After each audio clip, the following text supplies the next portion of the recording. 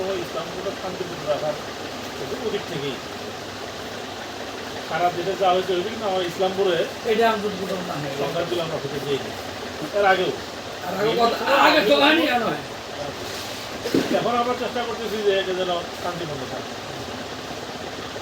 কেউ যেন কারোর উপরে হামলা না করে, জ্বালা উপর না করে, আমরা জায়গায় জায়গায় গিয়ে গিয়ে নানা বলছে এখন এই যে কিছু বিচ্ছিন্ন ঘটনা ঘটতেছে, ওরা এলে 3টে ঘর পড়া দিল, আজকে আবার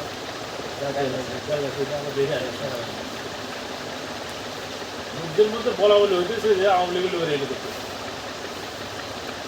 অস্থিতিশীল করার। সত্যি আমরা নির্ণয় করতে পারছি। আমি গেছিলাম সকালে গেলাম, তাহলে তোমার পক্ষ থেকে তুমি আমার পক্ষ থেকে এই বিষয়টা সতর্ক করে নিয়ে দেবা, এগুলো কিন্তু প্রকাশক তারা করছে, এটা কিন্তু বের হবে এবং দেখবে যে এই করতে গিয়ে হাতে হাতে ধরাবে অবশ্যই আল্লাহ তরফে, তখন কিন্তু বাঁচার কোনো উপায় থাকবে না। বুঝতে পারছো? আমরা যদি চেষ্টা করতেছি যে যে জরুরি করে কেউ যেন কোনো ক্ষতিগ্রস্ত না হয়, তখন কিন্তু আমরা ঠেয়া দেওয়া যায়। তোমার পক্ষ থেকে মেসেজ দিয়ে দিও যে এগুলো যেন কেউ না বিপদ কী দরকার। আমাদের তো কখনোই দ্বন্দ্ব ছিল, আওয়ামী লীগ বিএনপি জামাত আমরা মিলে মিশিয়ে আছে, আজও আছি আমরা মোটামুটি এখনো থাকছো ইনশাআল্লাহ। বিচ্ছিন্ন ঘটনাগুলো কিছু পোলা মারা ধরনের ঘটনা ঘটতো, পোলা মারা মুরব্বীদের মতো